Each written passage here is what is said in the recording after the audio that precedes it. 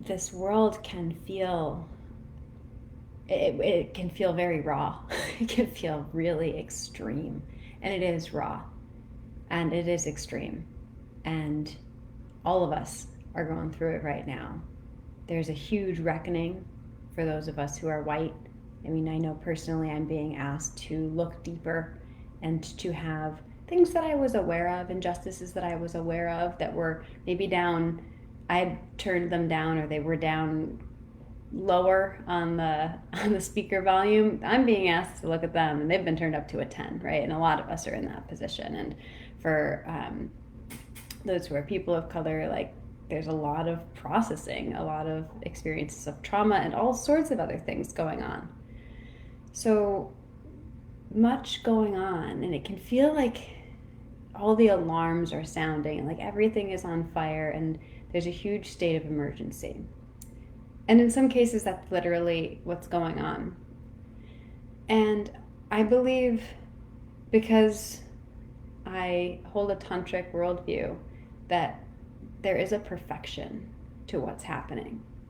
Not that it's good or even preferable, but there is an unfolding taking place that is so necessary right now. And even the violence, even the anger, all of it, as much as I want peace, I understand it. Like, in a sense, anyways, I understand like why people would be as angry as they are. And there's a place for that, even if we're not. Hi, Elena, good to see you. Even if we're not taking part in anger or violence, even if we're coming from a place of peace, there's a place for that in all of this. So just a couple of thoughts. Other thoughts. Notice what your patterns are. If you're like me and you have a lot of swirling experiences of like white guilt, or that stuff, that gnarly, like uncomfortable stuff that comes up around topics of race, notice whether, like, what happens. Hi, Jane. Notice what happens when you have those experiences, and notice, like, is it helping? Or could it actually just be making the situation really about you and bogging you down? And if you are having those really tough experiences of like reckoning and like feeling icky or guilty or anything like that, know that first of all, that's normal for those of us who are white and those of us who are in a position of privilege. And second of all, fucking talk about it. Get someone on the horn who knows what you're talking about, who will hear you out, and talk it out with them and figure out what you're going to do instead of that. And my recommendation for what to do instead really comes down to the 10 habits that I teach in my course, Being Extraordinary, that I'm a student of as well, with Kate Stillman. Meditation, getting in rhythm with life, figuring out what rhythms actually support me having a head on my shoulders. Because as my friend Alyssa Budnock put it so clearly the other day, she's like, people of color need white people to be in good mental health right now. Like, it is not helpful for us to be like all over the place and guilty and wishing we were doing more and thinking that we're not doing enough and all of those things that are normal responses, but they're really reactions. That's not healthy. It's not good. And we can do better. In the best possible way, we can do better. There's opportunity. So are you taking at least a couple minutes in the morning to breathe, fill yourself up with air?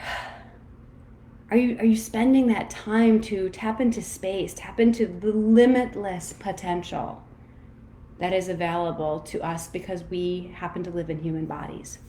Because if you're not, and you're popping on Instagram or Facebook right away in the morning, or you're reading the news or anything like that, you are dampening your potential for expanding into limitless possibility. And what this movement needs is people who are paying attention to the big, big, big, big, big picture. Not just what's wrong with right now, but where are we going? What are we envisioning the future to be like? So meditating in the morning, moving, getting yoga practice, eating at regular times, practicing self-massage, all of those things can be so, so, so grounding, and they can really be make or breaks. So none of this is going away anytime soon. I know that the bells are ringing and it seems like the world's biggest emergency, but the reality is that this work is going to take a long time. Dismantling what we're dealing with is going to take some time. And it's going to be intense. If you're not feeling that already, then like soon you will be, I presume. So give yourself grace. Take care of yourself, because that's the only way we ever get good work done. And notice what your habits are. Notice what's coming up. Are you finding that the mental patterns are similar to patterns that you experience in other areas of your life? And start working with yourself. Use the tools that you know to use to work with yourself so that you can get more tools for the things that you don't know how to do. Just like I'm doing. There's a lot of things I don't know how to do right now. And I'm tapping into some really great resources. So, yeah, Christina Jones, she's Cheat Code Chrissy on Instagram. Really worth checking out. She's been super helpful to me. I'm doing 30 days of one-on-one meditation with her. She's just helping me get a sense of who my higher self is and what this higher self needs me to know in order to be moving into the world that I want to live in, the world that I want to create. So get support, whether it's formal and you're paying somebody, especially if you can support a leader, a teacher of color, that's amazing. If you can get guidance from somebody who's walked this path in a different way than you, and I'm speaking specifically to my white friends here. And otherwise, informal support, if that's not on the table for some reason. Reach out to your friends. Pay attention to the people who know what they're doing enough to be grounded right now, and hang out with them. Thank you for listening.